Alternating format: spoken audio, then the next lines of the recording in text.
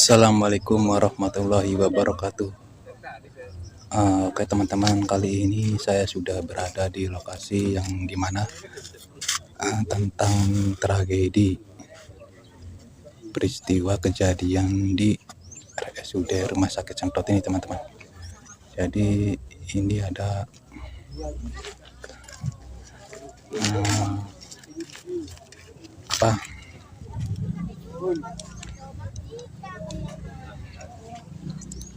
pihak aparat desa ataupun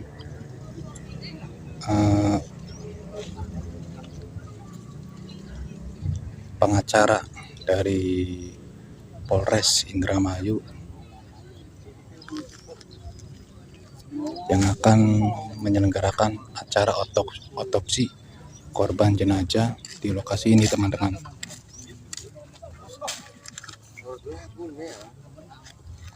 Dan situ lokasi letak sedang rencana otopsi jenazah.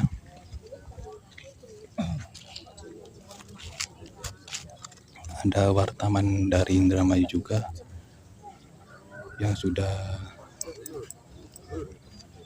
standby untuk mendekati, cuman dilarang oleh Kapolsek Kandangaur untuk mendekati ke area makam tersebut.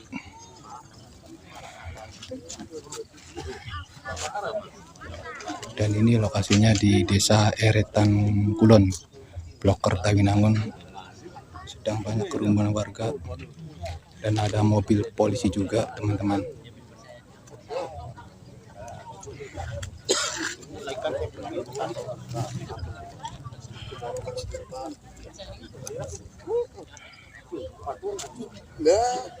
Dan di lokasi ini sedang ada acara pengedukan makam untuk dicap jenazahnya oleh tim forensik dari Polda Jawa Barat.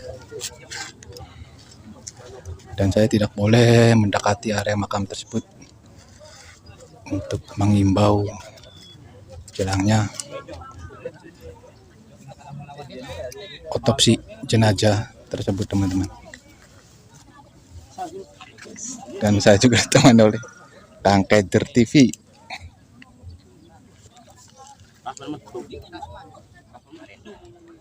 Ini otopsi ini memang berlangsung tertutup, jadi tidak boleh. Saya suaminya saja kan tidak boleh. Saya juga menyaksikan dari jauh ya. Tadi sih ada yang lewat menggali makamnya itu udah keangkat ya. Tapi jenazahnya itu bahasa Indramayu using ambien. Berarti otopsi ini tadi penyidik saya tanya dari jam 6 sudah standby di sini. Dari jam 6. Jadi persiapannya memang dari pagi.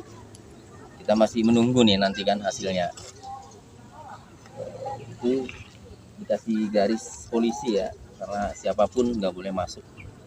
Otopsi dari mana? Ini otopsi ini dari rumah sakit mana ya, itu dari Polda ya, kerjasama dengan Polda Jawa Barat. Jadi nggak dari Indramayu ini ya, dari rumah sakit di Bandung. Apakah hasil otopsi langsung diumumkan, Bang? Sepertinya kalau tim dokter forensik yang otopsi ini kayaknya enggak. Karena kan harus dikaji lebih dalam hasil dari sini, kemudian kalau ada yang harus di lab mungkin di lab ya, kemudian disimpulkan kan. Sepertinya enggak, paling nggak coba aja nanti kita lihat kalau udah selesai nih kan. Silakan teman-teman tanya nanti apakah langsung ada hasilnya atau enggak nanti kan. Iya. Ya, kalau menurut saya sih kayaknya pasti dia belum bisa menjawab karena mungkin belum disimpulkan ya, belum diperiksa lebih dalam mungkin. Ya kita saksikan aja sama-sama. Ini Bapak ini kan yang menggali nih, kita coba tanya. Nih, Bapak ini yang menggali nih, kita coba tanya. Iya. Pak, juga menggali ya? Wis keangkat Pak. Wis kabeh. Iya, wis di Agni meja. oning meja. Durung dibedah durung. Lagi Durung diperiksa. lagi dikerjain lah. Oh, lagi dikerjai. Iya, siapa di arahnya? Enggak. Wong kene Pak. Pak, dua-duanya Asli atau Kertawinangun. asli? Dua-duanya udah di ini Pak, udah di Udah keangkat semua. baru satu. Oh, baru Oh, satu. baru Ibu satu atau yang ibunya yang saja. lakinya belum. Baru ibunya saja. Oh, anaknya belum ya Pak? Yang anaknya belum. Belum. Ya. Siapa mau warane? Lure enggak. Lurenda. Iya, suun ya Pak Lurenda ya. Oh iya Pak. Punten. Bukan. Wis mambu dulu Pak. Oh, mambu. Tapi jenazahnya Orangnya cuma masih utuh. Masih Tapi utuh. Udah besar gitu. Udah besar perutnya. Tapi masih mukanya masih kelihatan. Masih. Bapak kenal nama almarhumah? Kenal nggak? Kenal tapi lupa namanya. Iya maksudnya kalau kenal tadi pas diangkat jenazahnya itu mukanya masih berubah belum? Oh, saya Masih keluar mengenali tidak. nggak? Masih dikenali nggak? Saya udah keluar nanti saya diangkat sampai di meja saya Iya. udah keluar. Oh, jadi belum Kelihatan. sempat lihat mukanya. Iya. Sun ya, Iya. Pak Nurenda ya. Oke Bang, harapan dari otopsi ini apa Bang? Harapannya Bang? Ya harapannya bisa terungkap ya yang sebenarnya. Jadi gini, karena dalam pasal 440 Undang-Undang Kesehatan itu kan dikatakan tenaga medis atau tenaga kesehatan yang melakukan kealpaan mengakibatkan kematian di ayat 2 ya, pasal 442 ayat 2 itu dipidana penjara 5 tahun.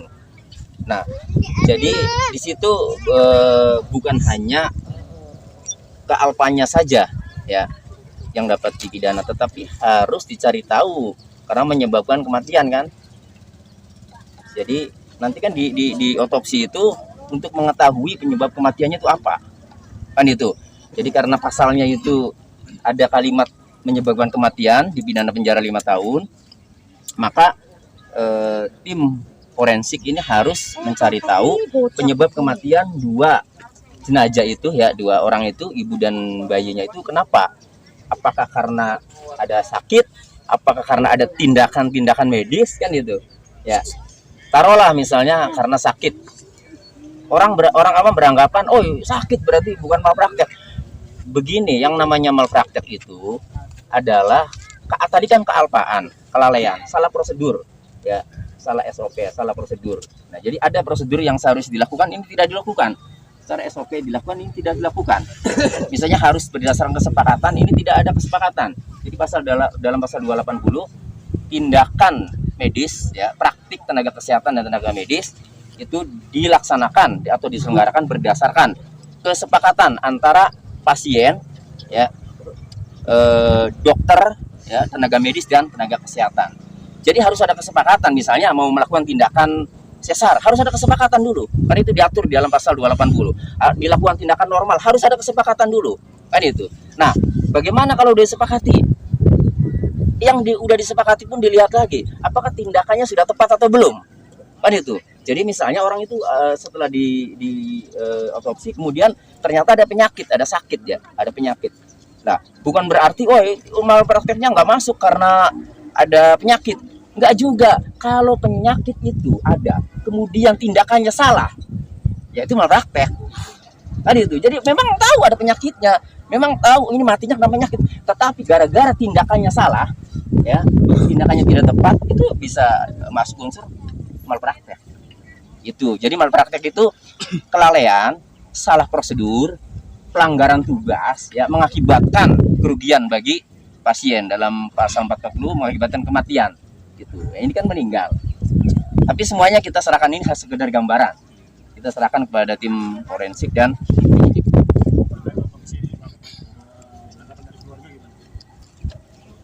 Ya, keluarga karena tadi teman-teman media kan sudah datang ya. Kan dia lemes katanya kan. Lemes melihat, ya mungkin melihat istrinya, anaknya baru lahir pertama kali, baru punya anak ya. Udah melihat wujudnya kan ya, udah melihat wujudnya, bayinya lucu kemudian meninggal ya, lemes ya. Jadi pertama dia saat ini nih lagi lemes, dia nggak bisa keluar. Kedua, sama karena sependapat dengan saya bahwa ini adalah untuk membuat terang peristiwa yang menggegerkan Indramayu ini, bahkan bukan Indramayu ya, nasional ya. Ya, jadi biar terang, di otopsi itu keluarga mendukung biar terang, biar terungkap gitu. Ya. Nah, biar berapa yang lagi? Ya. Cukup. Satu lagi bang, apakah dengan adanya pelanggaran undang-undang sudah termasuk malpraktek? Ya, ini kan tadi saya jelaskan kalau ada pelanggaran, ada prosedural ya, ada yang tidak dilaksanakan secara prosedur, ya berarti kan otomatis itu malpraktek. Karena malpraktek kan definisinya itu pelanggaran prosedur, pelanggaran tugas ya, kelalaian. Jadi misalnya gini, orang ini ketika dilakukan tindakan ini mengalami sakit, ada sakit bawaan. Nah, kalau ada sakit itu seharusnya dilakukan tindakan demikian. Kan itu dokter lebih ahli, lebih tahu ya, harus dilakukan tindakan demikian. Nah, ternyata enggak, kan itu. Nah, maka yang seharusnya dilakukan menurut keilmuan medis seharusnya dilakukan, kemudian tidak dilakukan, itu kealpaan namanya, kealpaan yang mengakibatkan kematian. Itu sebagaimana diatur dalam pasal 440 KUHP. Jadi tidak sesimpel kalau ada penyakit nanti setelah diotopsi, kalau ada penyakit kemudian bukan malpraktek. Enggak juga. Jadi gini, malpraktek itu karena kelalaian. Jadi meskipun ada penyakitnya, kalau penanganannya itu tidak tepat, salah, mengakibatkan ada orang meninggal, pasien itu meninggal, itu malpraktek. Itu. Jadi biar masyarakat paham. Jadi ini diotopsi nanti pasti kalau ininya ada penyakit mati ya sudah, nggak bisa gitu. Sekarang dia ada penyakit, penanganannya bagaimana dong kalau ada penyakit kan gitu. Kalau ada penyakit penanganannya salah, ya itu bisa malpraktek. Karena mengakibatkan meninggal karena kelalaian kan. Kenapa kelalaian? Karena seharusnya tenaga medis itu tahu bagaimana cara menangani pasien yang ada penyakitnya ini. Kan gitu. Nah, yang paling gampang dari Puskesmas Kertawinangun ya, itu sudah jelas-jelas pasien ini tidak mungkin lahiran secara normal, makanya dirujuk di RSUD Sentot. Lalu nyampe Sentot, keluarga juga ingin bahwa ini disesar istrinya kan, tapi tidak dilakukan. Terakhir ngomongnya ini normal saja karena detak jantung bayi dan ibu itu normal kan itu terakhir. Nah, itu terserah dia yang lebih tahu, dokter kan. Tapi setelah lahiran meninggal, kemudian ujuk-ujuk ada jumpa pers bahwa bayi ini meninggal dalam kandungan. Antara dokter yang jumpa pers mengatakan bahwa bayi ini meninggal sejak dalam kandungan, kemudian sudah diberitahu, dengan suster yang memberitahu dan kemudian memutuskan bahwa ini normal karena detak jantung bayi dan ibu normal. Ini bertentangan ini. Jadi mana yang benar ini? Apakah suster yang ngomong tadinya normal detak jantungnya sehingga dipilih persalinan normal, apakah dokter yang jumpa pers yang sejak awal katanya bayi itu sudah meninggal dalam kandungan? Ayo, kan ini kan kontradiktif. Betul nggak? Itu ya, nanti silakan. Nah, karena saya melihatnya kalau ada kontradiktif itu pasti ada, ini dugaan saya ya, kalau kontradiktif itu pasti ada dugaan unprosedural atau malpraktek. Itu ini prediksi saya ya. Tapi kita kembalikan kepada penyidik dan tim ahli lah. Biasanya untuk hasil otopsi sendiri bisa diketahui kapan, Pak? Lah, itu kan dokumen-dokumen atau rahasia penyidikan ya. Maksudnya dokumen penyidikan yang harus dirahasiakan. Nanti menunggu keterangan resmi deh. Iya, jadi itu menunggu keterangan resmi. Jadi nggak mungkin. Makanya kalau mau coba sih teman-teman, nanti tim ahli dari forensik datang ya, kelewat yang ini ditanya aja coba. Bisa jawab belum kan? Ya barangkali bisa jawab ya silahkan kan. Tapi ya kalau saya ya jauh ya untuk menjawab ini bagaimana Agenda apa bisa diputuskan. Yang diotopsi ibunya. Dua-duanya ya. Iya. Iya, tadi kan tukang galinya kan lewat tadi tuh, Pak Nurenda. Saya tanya, ini yang digali dua-duanya, cuma baru keangkat ibunya. Udah lagi diperiksa-periksa katanya. Nah, tinggal bayinya. Cukup? Kegiatan ini kami lakukan untuk pemenuhan sedangkan kita dalam tahap penyidikan. Berarti ini dilimpahkan ke Polda atau enggak dan keluarga apa gimana? tetap kami yang menangani Polres Indramayu, tapi kita diasistensi oleh Polda. Ini dua-duanya diotopsi. Dua-duanya ibu dan anak. Ini atas permintaan keluarga atau bagaimana? Tentunya atas persetujuan dari keluarga sendiri. Untuk saksi sudah berapa yang diperiksa? Saat ini kami sudah memeriksa ada sekitar 6 saksi, yaitu dari suami korban, keluarga korban, dan dari bidan Pertamina. Berarti pihak rumah sakit sudah dipanggil belum? Kami sudah memanggil dari pihak sakit minggu kemarin, tetapi dari rumah sakit sendiri meminta untuk memeriksa dan kita agendakan pemeriksaan dari rumah sakit minggu depan. Ini untuk hasilnya berapa lama kira-kira? Biasanya? Kami belum tahu. Kami nanti akan koordinasi dengan dokter forensik. Oke. Ya.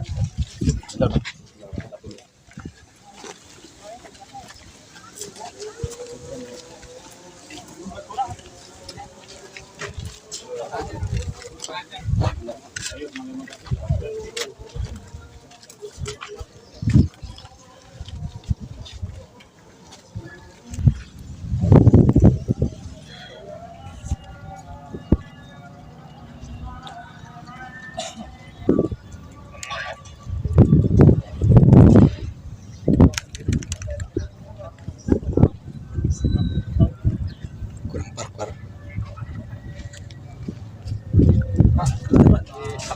Oh, Mohon maaf ya Pak. oke.